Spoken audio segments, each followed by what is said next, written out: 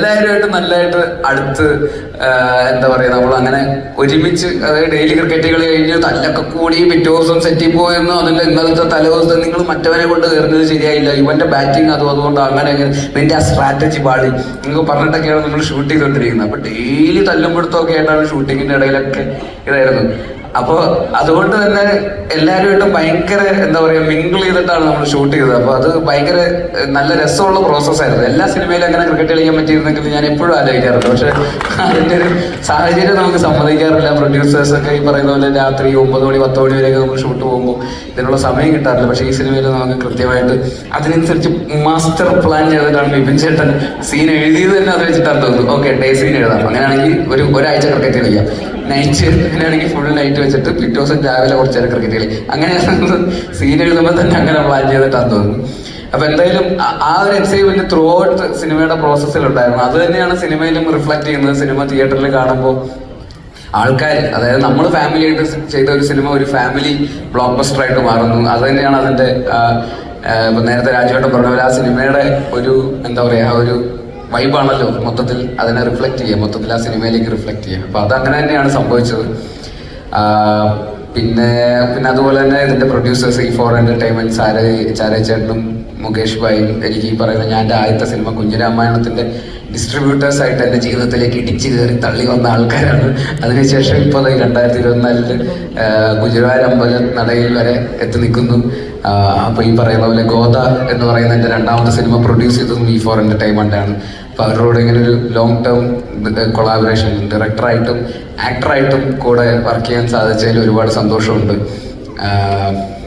അതുപോലെ മറ്റ് ആക്ടേഴ്സ് ഈ പറയുന്ന നിഖില, അനശ്വര, നമ്മുടെ വാഴ ബോയ്സ്, ജോമോൻ, സിജു, സാഫ് ബോയ്, ബാക്കി ആഷിഖ്, എല്ലാവരും എന്താ പറയാ ഇങ്ങനെ കാണിക്കല്ലേ, നിങ്ങൾ വരാം ഞാൻ വരും.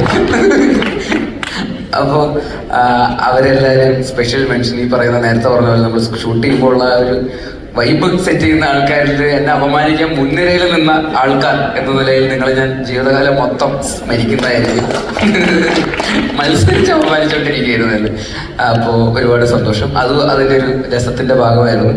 പിന്നെ നമ്മുടെ സ്വന്തം നേരത്തെ പറഞ്ഞ പോലെ ബൈച്ചേട്ടനും ജഗദീഷ് ചേട്ടനും അരവിന്ദേട്ടൻ, ഇഷാദക്ക, രമേശ് ചേട്ടൻ, ബാക്കി നമ്മുടെ ചേച്ചി കുഞ്ഞുകൃഷ്ണ മാഷ് കണ്ടില്ല, സോറി, അങ്ങ് അറ്റത്ത് പോയിരുന്നു. ഞാനും അത് അറ്റത്ത് പോയി കണ്ടൊക്കെ ഇരിക്കണം അടുത്ത പ്രാവശ്യം. അപ്പോൾ ഇത് പറഞ്ഞ പോലെ എനിക്ക് ഇപ്പോൾ ഈ 2 റീസെന്റ് വളരെ സക്സസ്ഫുൾ ആയിട്ടുള്ള സിനിമകളിൽ എൻ്റെ കൂടെ അഭിനയിച്ച ആൾക്കാരാണ്. നുണക്കുഴി എന്ന് പറയുന്ന സിനിമയിൽ ബൈജു ചേട്ടൻ തക്കടിച്ച് ഷോ സ്റ്റീലർ എന്നാണ് ഇപ്പോൾ എല്ലാവരും പറയുന്നത് ബൈചേട്ടനെ കുറിച്ച്. അപ്പോൾ ബൈചേട്ടൻ്റെ കൂടെ വീണ്ടും ബൈചേട്ടൻ ഈ സിനിമയിൽ കാര്യം എൻ്റെ അടുത്തും അതിപ്പോൾ എല്ലായിടത്തും പോയി പറയണമെന്നില്ല. നുണക്കുഴിയുടെ ലൊക്കേഷനിൽ വെച്ചിട്ടാണ് ബൈചേട്ടൻ എൻ്റെ അടുത്ത് ഞാൻ വിപിൻ വിളിച്ചിരുന്നത്. കഥ കൊള്ളാവടെ ചെയ്യണോ ഗുരുവായൂർ അമ്പലനടയിലെ 2 ദിവസമേ ഉള്ളൂ എന്നൊക്കെ പറയുന്നു. ഞാൻ പറഞ്ഞു 2 ദിവസമൊന്നും ആയിരിക്കില്ല നിങ്ങൾക്ക്, എന്തോ കഥ എങ്ങനെയുണ്ട് കൊള്ളാവടെ. ഞാൻ ബൈച്ചേട്ട വർക്കാവുന്ന സാധനമാണ്, ചെയ്തു നോക്ക്, ചിലപ്പോൾ രസമായിരിക്കും, നിങ്ങൾ ചെയ്താൽ അടിപൊളിയായിരിക്കും തന്നെ എന്നൊക്കെ പറഞ്ഞ് അന്ന് ഇങ്ങനെ സംശയത്തിന്റെ മുൾമുനയിലായിരുന്നു. ഞാൻ വിചാരിച്ച് വരുമല്ലോ. അത് കഴിഞ്ഞ് ഷൂട്ട് ചെയ്യണ സമയമായപ്പോഴേക്കും ഇതേ ബൈചേട്ടൻ വന്ന് വെക്കുന്നു. ക്ലൈമാക്സിൽ നല്ല കുർത്തയൊക്കെ കൊടുത്ത് സുന്ദരനായിട്ട് ചന്ദനക്കുരയൊക്കെ തൊട്ട് ബൈചേട്ടൻ അങ്ങനെ കാണുന്ന തന്നെ ഒരു ഭയങ്കര രസമാണ്. ഈ പറയുന്ന തഗ്ഗൊക്കെ അടിച്ച് നിൽക്കുന്ന സമയത്ത് പോലീസ് വേഷത്തിൽ നിന്നൊക്കെ ഒന്ന് മാറിയിട്ട് ഇങ്ങനെ കുർത്തയൊക്കെ ഇട്ട് ഇങ്ങനെ നിൽക്കുന്ന കാണുന്നത് തന്നെ ഒരു ചന്തമുണ്ട്. അപ്പോൾ ബൈചേട്ടൻ്റെ കൂടെ ഒരു പടത്തിലും കൂടെ വർക്ക് ചെയ്യാൻ സാധിച്ചതിൽ ഒരുപാട് സന്തോഷം. അതുപോലെ ജഗദീഷ് ചേട്ടൻ ഫാരിമിയിൽ ഞങ്ങൾ ഈ പറയുന്ന ഒരു കുറേ കാലം അതിൻ്റെ സിനിമയുടെ ഭാഗമായിട്ട് കാശിയിലും എവിടേക്കാണ് നമ്മൾ പോയത്, യാത്ര ചെയ്ത് ഒരു വഴിയായ സിനിമയാണ്. അപ്പോൾ ജഗദീഷ് ചേട്ടനായിട്ട് അങ്ങനെ വളരെ അത്രയും ദിവസത്തെ നല്ല രീതിയിലുള്ള വളരെ സ്ട്രോങ് ആയിട്ടുള്ള ഒരു സൗഹൃദം ഉണ്ടായിരുന്നു. അതിനുശേഷമാണ് ഗുരുവായൂർ അമ്പലനടയിലേക്ക് വരുന്നത്. അപ്പോൾ ജഗദീഷ് ചേട്ടന് ആ അച്ഛന് ഈ അച്ഛനിലേക്ക് എന്ത് മാറ്റമാണ് ഉണ്ടാവുക എന്നൊക്കെ, അതിലും അച്ഛൻ ഇതിലും അച്ഛൻ, ഇതിന്ന് അച്ഛൻ എങ്ങനെ മാറ്റും എന്നൊക്കെ കൺഫ്യൂഷൻ ഉണ്ട്. അപ്പം ഞാൻ പറഞ്ഞു രാജുവേട്ടൻ്റെ അച്ഛനാണല്ലോ, അപ്പം തന്നെ മാറിയല്ലോ, മറ്റേതിൽ എൻ്റെ അച്ഛൻ, ഇതിൽ രാജുവേട്ടൻ്റെ അച്ഛൻ. അപ്പം പിന്നെ വളരെ വ്യത്യാസമുണ്ട്.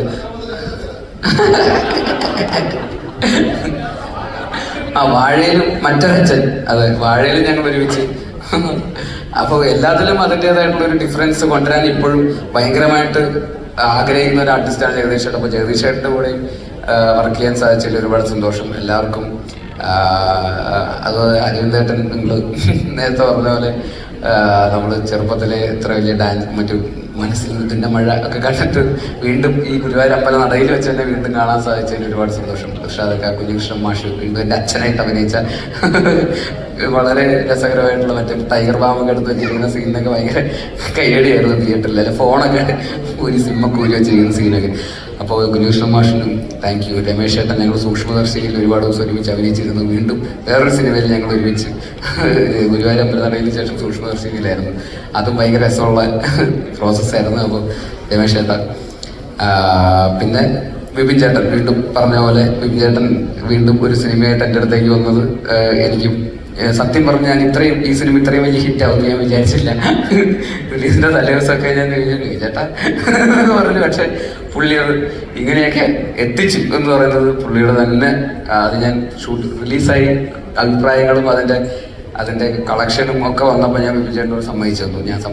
ഞാൻ തോറ്റു, നിങ്ങൾ ജയിച്ചു എന്ന് തന്നെയായിരുന്നു ഞാൻ വിജയേട്ടൻ്റെ അടുത്ത് പറഞ്ഞത്. കാരണം അത് കറക്റ്റായിട്ട് ആൾക്കാരിൽ എങ്ങനെ ഇത് എത്തിക്കണം, ഓഡിയൻസിന് ഇത് എങ്ങനെ വർക്കാവും, കമേഴ്ഷ്യലായിട്ട് ഇത്രയും മാസീവായിട്ടുള്ള ഓഡിയൻസിൻ്റെ ഇടയിലേക്ക് എങ്ങനെ ഈ സിനിമ എത്തിക്കണം, പ്ലേസ് ചെയ്യണം, മ്യൂസിക്കും ബാക്കി അതിൻ്റെ ഒരു എന്താ പറയുക ഒരു നൂലുമേൽ പോകുന്ന ഒരു കഥയാണ്. അതിൻ്റെ അകത്ത് അങ്ങനെ അതൊരു പുകമറയിലാണ് ഈ സിനിമ വർക്കാവുന്നത്. അത് അത്രയും മനോഹരമായിട്ട് സ്ക്രീനിലേക്ക് എത്തിച്ച് അത്രയും കമേഴ്ഷ്യലായിട്ട് അതിനെ ട്രീറ്റ് ചെയ്ത് അത്രയും വർക്കാക്കി എടുത്തതിൽ നിങ്ങളുടെ എത്രയും എന്താ പറയുക കൺഗ്രാറ്റ്സ്. എന്താ വാക്കോട്ട് കിട്ടുന്നില്ല. വലിയ മനുഷ്യരാണ് നിങ്ങൾ. പിന്നെ തീർച്ചയായിട്ടും രാജുവേട്ടൻ എനിക്ക് ഈ പറയുന്ന പോലെ എന്താ പറയാ അങ്ങനല്ല, നല്ലൊരു മനുഷ്യനാണ് രാജുവേട്ടൻ. നിങ്ങളൊരു വലിയ മനുഷ്യനാണ്. വിമാനം അതെ, ഞാനത് ഇന്റർവ്യൂവിൽ പറഞ്ഞ് മടുത്തതാണ്. അപ്പൊ എനിക്ക് വീണ്ടും ഇങ്ങനെ ഇടയ്ക്കിടയ്ക്ക് കാണുമ്പോൾ എനിക്ക് ഭയങ്കര സന്തോഷമാണ്. കഴിഞ്ഞ ദിവസം മറ്റേ ആ പരിപാടിക്ക് വെച്ച് കണ്ടപ്പോഴും ബാക്കിൽ നിന്ന് ഇങ്ങനെ തോണ്ടിട്ട് എനിക്ക് ഭയങ്കര ഇന്ന് കണ്ടപ്പോഴും ഭയങ്കര സന്തോഷമുണ്ട്. അപ്പോൾ തീർച്ചയായിട്ടും നമ്മൾ ഇങ്ങനെ ഒരു സിനിമയിൽ ഒരുമിച്ച് ഇങ്ങനെ ത്രൂ ഔട്ട് അത് കഴിഞ്ഞിട്ട് അതിൻ്റെ പ്രൊമോഷൻസിലൊക്കെ എന്താ പറയുക അതിൻ്റെ ഭാഗമായിട്ടൊക്കെ ഞാൻ ഇങ്ങനെയാണ് മൈക്ക് കിട്ടിയാൽ ഞാൻ പിന്നെ നിർത്തില്ല. Sorry guys. അപ്പോൾ രാജേട്ടാ താങ്ക് യു. പിന്നെ തീർച്ചയായിട്ടും നമ്മുടെ പ്രൊഡ്യൂസർ സുപ്രിയ മാം ഈ പറയുന്ന പോലെ ഇതും കൂടെ പറഞ്ഞിട്ട് പ്ലീസ് ഗൈസ്. അപ്പോൾ എന്താ പറയുക ഈ സിനിമയ്ക്ക് അത്രയും എന്താ പറയുക വലിയൊരു സെറ്റ് ഇടാനുള്ളൊരു കൺവിക്ഷൻ, ഈ എന്താ പറയുക ആ ക്ലൈമാക്സിൽ ഗുരുവായൂർ അമ്പല നടയിൽ എന്ന് പറയുന്ന സെറ്റ് ഇടാൻ ഒരു യെസ് മൂളുക എന്ന് പറയുന്ന ഒരു കൺവിക്ഷനും, അതേപോലെ അത്രയും വലിയ സെറ്റിൽ അത്രയും പേര് വർക്ക് ചെയ്യുമ്പോൾ എന്താ പറയുക അവർക്ക് വേണ്ട എല്ലാ ഫെസിലിറ്റീസും അത് എല്ലാ പ്രൊഡക്ഷൻസിനും ഉണ്ടാകുന്ന ഒരു സാഹചര്യമല്ല. ഞാനത് പ്രത്യേകിച്ച് നമ്മൾ ഷൂട്ട് ചെയ്തുകൊണ്ടിരിക്കുമ്പോൾ നമുക്ക് കാണുന്നതാണ്. ഈ പറയുന്ന പോലെ എല്ലാ അവിടെ വന്നിരിക്കുന്ന എല്ലാ ജൂനിയർ ആക്ടേഴ്സിനും മറ്റു ആക്ടേഴ്സിനും ഒക്കെ ഒരു ടോയ്ലറ്റ് ഫെസിലിറ്റിയും അവർക്ക് ഫുഡ് കഴിക്കാൻ എല്ലാവരും ഭക്ഷണം കഴിക്കുന്നതിനെ കുറിച്ചൊക്കെ എല്ലാവർക്കും ഭയങ്കര അഭിപ്രായമായിരുന്നു. അവിടെ സദ്യ പന്തലൊരുക്കിയിട്ടുണ്ട്, എല്ലാവർക്കും നല്ല ഫുഡ് കൊടുക്കുന്നു എന്നൊക്കെ പറയുന്നത് അവരെയൊക്കെ എല്ലാവരെയും നന്നായിട്ട് കൺസിഡർ ചെയ്തിട്ട് ഒരു പ്രൊഡക്ഷൻ ആ ഒരു വിഷൻ ഈ പറയുന്ന പോലെ കുറെ കൂടെ പ്രൊഫഷണലായിട്ട് ഈ പറയുന്ന പ്രൊഡക്ഷൻ നേരത്തെ ഒരു ക്രാഫ്റ്റുള്ള പ്രൊഡ്യൂസർ എന്നുള്ള രീതിയിൽ ഈ സിനിമയെ സമീപിച്ചതിൽ ഒരുപാട് നന്ദി. അതുപോലെ ജയഹേൽ എൻ്റെ അമ്മയായിട്ട് അഭിനയിച്ച അമ്മ ഈ സിനിമയിൽ എൻ്റെ അമ്മയായിരുന്നില്ല. പക്ഷെ എന്തായാലും ചേച്ചി താങ്ക് യു സോ മച്ച്. വീണ്ടും നമ്മളൊരു സിനിമയിൽ മറ്റൊരു ഹിറ്റ് സിനിമയിൽ വീണ്ടും ഒരുമിക്കുന്നു. ഇനി ഞാൻ കൂടുതൽ പറഞ്ഞു കഴിഞ്ഞാൽ സോറി ഗൈസ്. പിന്നെ നിഖില അനശ്വര ഞാൻ പറഞ്ഞായിരുന്നല്ലേ, സോറി. അപ്പൊ താങ്ക് യു. കഴിച്ച് കഴിഞ്ഞിട്ട് പതുക്കെ മതി, നോ വറീസ്. ഹായ് എല്ലാവർക്കും നമസ്കാരം. നല്ല ടൈം. ഞാൻ കുറേ സമയം പറയേണ്ടത് എന്തൊക്കെയാണെന്ന് ആലോചിച്ചുകൊണ്ടിരിക്കുകയായിരുന്നു. ഇപ്പൊ ഒക്കെ മറന്നുപോയി. അപ്പോ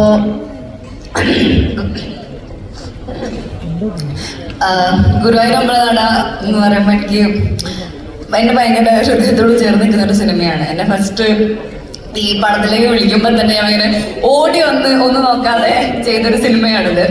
അപ്പം നമ്മളൊരു എന്നോട് ഫസ്റ്റ് കഥ പറയാൻ വേണ്ടി വിപുലേട്ടൻ വിളിക്കാൻ പറഞ്ഞത് നമുക്ക് അടിച്ചു പൊളിച്ച് ഒരു 20-30 ദിവസം ഷൂട്ട് ചെയ്യാമെന്നാണ്. അപ്പോൾ അതുപോലെ 30 ദിവസം നമ്മൾ അടിച്ചു പൊളിച്ച് ഷൂട്ട് ചെയ്തൊരു സിനിമയാണ്. അതേപോലെ ഒരു ഫാമിലി പോലെയാണ് ഇരിക്കുന്നത്. എസ്പെഷ്യലി ബിക്കോസ് നമ്മൾ ലാസ്റ്റ് ക്ലൈമാക്സ് ഒക്കെ ഷൂട്ട് ചെയ്യുന്ന സമയത്ത് എല്ലാവരും ഒരുമിച്ചിരുന്ന് വർത്താനം പറഞ്ഞ് അങ്ങോട്ടും ഇങ്ങോട്ടും കളിയാക്കി അങ്ങനെയാണ് ഷൂട്ട് ചെയ്തത്. പിന്നെ ഞാൻ ബാക്കി ചില ഇന്റർവ്യൂസിനൊക്കെ പോകുന്ന സമയത്ത് ചിലവരിനോട് ചോദിക്കും, ഇത്രയും സീനിയേഴ്സിൻ്റെയും കൂടി വലിയ ഡയറക്ടേഴ്സിൻ്റെ കൂടെയൊക്കെ വർക്ക് ചെയ്തതാണ്, എന്താണ് ഗുരുവായൂരിൽ പഠിച്ചതെന്ന് എന്നോട് ചോദിക്കാറുണ്ട്.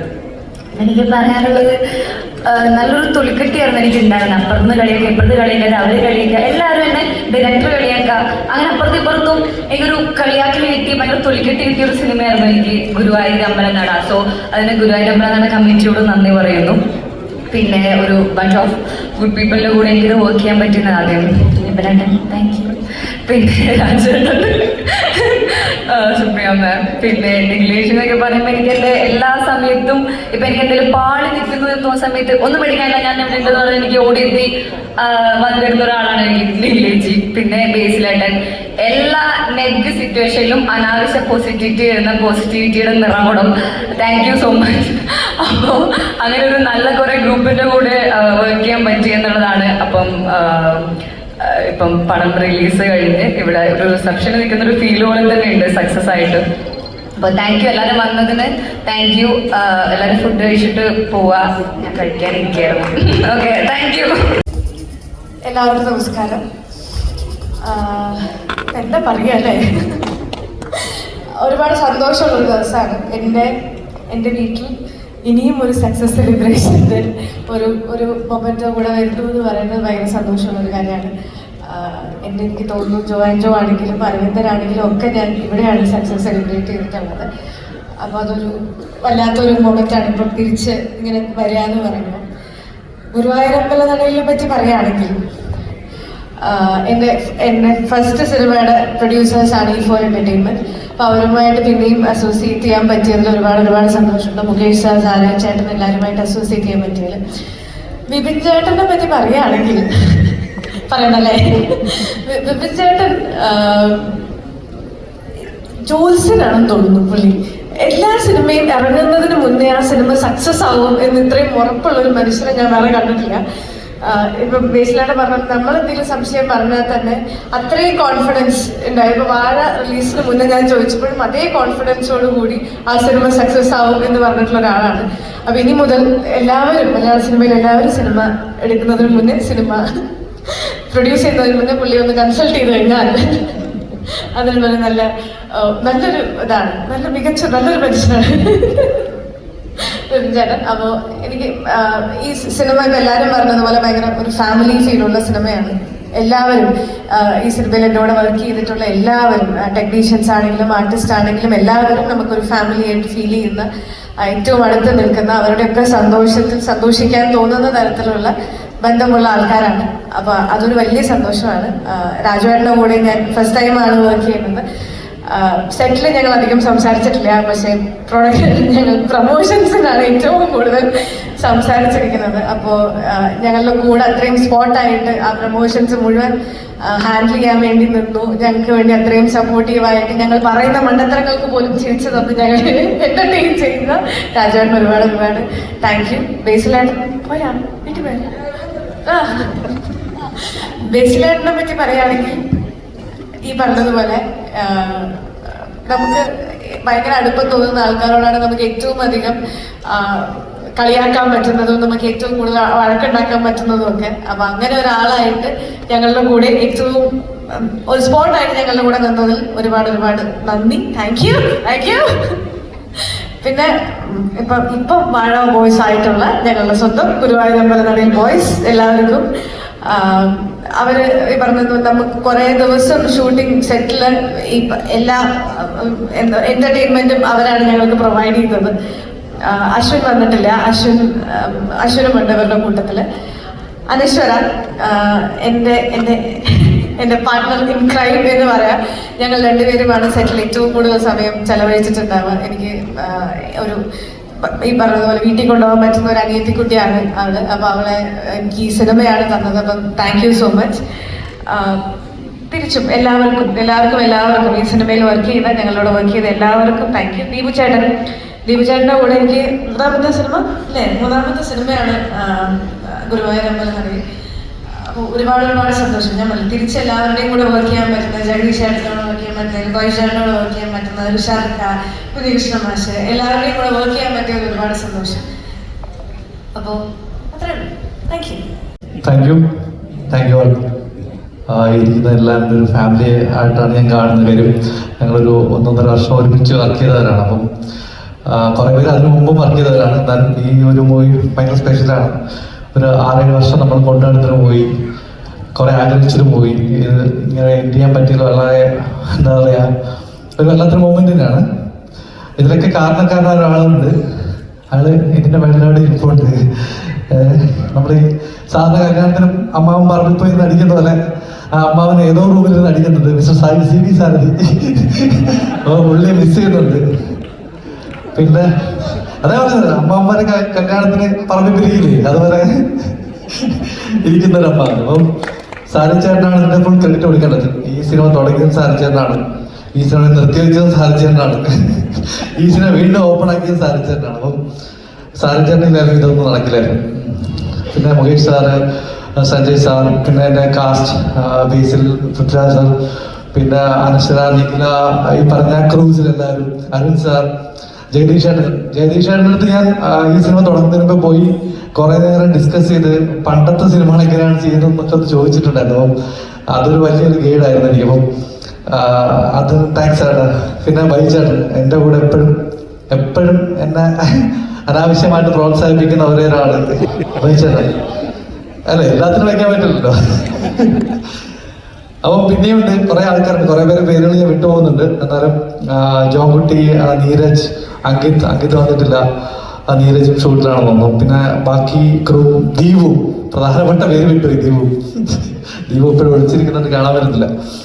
ദീപുവിന്റെ മനസ്സിൽ തോന്നിയ ഒരു ആശയം, അത് ഈ ഒരു അവസ്ഥയിൽ എത്തിക്കാൻ ഞാൻ ഇത്തിരി കഷ്ടപ്പെട്ടു. ഇനി ഇതുപോലത്തെ ആശയങ്ങൾ ഒരുപാട് ഓർത്തെടുക്കണ്ട.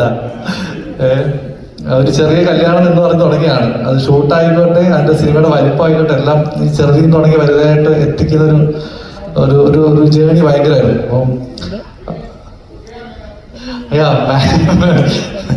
സുപ്രിയ മാം എനിക്കൊരു എന്താ പറയുക, എല്ലാത്തിലും ഒരു ഡിസിഷൻ മേക്കറാണ്. അപ്പൊ എനിക്കൊരു കൺഫ്യൂഷൻ വന്നാലും ഒരു മെസ്സേജ് ഇട്ടാൽ ഒറ്റ മെസ്സേജ് റിപ്ലൈ കിട്ടുന്ന ഗോ ഹെഡ് എന്ന് പറഞ്ഞാൽ പരിപാടി കഴിയും. ഞാൻ ഒരു ചെറിയ സെറ്റ് ഇട്ടോട്ടെ എന്ന് വെച്ചപ്പോ ഗോ ഹെഡ് എന്ന് പറഞ്ഞു. അതാണ്. അപ്പോ ഇനി ഇതുപോലത്തെ ചെറിയ സെറ്റുകൾക്ക് വേണ്ടി ഞാൻ മെസ്സേജ് ഇടുന്നതാണ്. അപ്പോൾ താങ്ക് യു. പിന്നെ ഉള്ളത് സ്പെഷ്യൽ ബേസിൽ ആൻഡ് പൃഥ്വിരാജ്, രണ്ടുപേരെയും ഒരു ഫ്രെയിമിൽ അഭിനയിപ്പിക്കാൻ കിട്ടിയത് എനിക്കൊരു വലിയ ഭാഗ്യമായിട്ട് കരുതുന്നു. രണ്ട് എക്സ്ട്രീം ആയിട്ടുള്ള രണ്ട് ഡയറക്ടേഴ്സ്, രണ്ട് ഭയങ്കര നല്ല ആക്ടേഴ്സ്. അപ്പോൾ ഇവർ പെർഫോം ചെയ്യുന്ന രീതി, അപ്പൊ എനിക്ക് ഇവരുടെ അടുത്ത് നിൽക്കുമ്പോൾ ഉണ്ടാകുന്ന ഒരു പ്രൗഡ് ഫീൽ വേറെയാണ്. അപ്പം എനിക്കത് പ്രത്യേകിച്ച് താങ്ക്സ് പറയുന്നു. പ്രത്യേകിച്ച് ബേസിലിനോട് അത്ര പ്രൗഡല്ല. പോരെ, ഓക്കെ, ഇപ്പൊ ഓക്കെ. അല്ല, രണ്ടുപേരും എനിക്ക് ഈ സിനിമയിൽ ഒരുപാട് സപ്പോർട്ട് ഉണ്ട്. ഡയറക്ടേഴ്സ് ആയിട്ട് പോലും എനിക്ക് പറഞ്ഞ ഒരു ടെൻഷനും ഇത് തന്നിട്ടില്ല. പ്രത്യേകിച്ച് അവർ ഡയറക്ടർ ആയിട്ടായിരിക്കും. എന്തായാലും എല്ലാവർക്കും സ്പെഷ്യൽ താങ്ക്സ്. എൻ്റെ പാർട്ട്നേഴ്സ് ഹാരിസ് ദേശം എല്ലാവരും ഉണ്ടല്ലോ. അപ്പോൾ എല്ലാവർക്കും എൻ്റെ താങ്ക്സ്. ഇനി നമുക്ക് ഒരുമിച്ച് സിനിമ ചെയ്യാൻ സാധിക്കട്ടെ. Thank you.